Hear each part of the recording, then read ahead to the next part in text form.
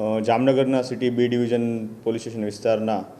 વીર સાવરકર ભવન આવાસમાં ગઈકાલે રાત્રે એક મર્ડરનો બનાવ બનેલો હતો. બનાવની વિગત એવી છે કે જે મરણ જનાર છે ઇકબાલ કુરેશી એ પોતે ટ્રક ડ્રાઇવિંગનું ધંધો કરે છે અને તે જ્યારે ઘરે આવેલ હોય ત્યારે તેમના પત્ની કરિશ્માબેન પણ ત્યાં ઘરે આવેલા એમના ઘરે, અને બે જે શકમંદ આરોપીઓ છે, એકનું નામ છે ઇમ્તિયાઝ ચોખિયા અને કિશન, આ બંને એમને ત્યાં ઘરે આવેલા અને એમના ઘરમાં પ્રવેશ કરી અને છરીના ઘા મારી અને જે મરણ જનાર છે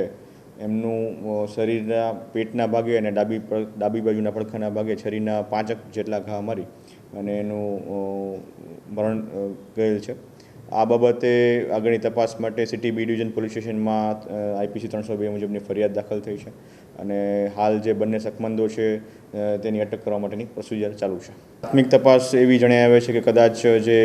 મરણ જનારના પત્ની છે કરિશ્માબેન, એમના અને જે શકમંદ છે ઇમ્તિયાઝભાઈના એક્સ્ટ્રા મેરિટલ અફેર્સના કારણે આ બનાવ બનેલ હોઈ શકે છે.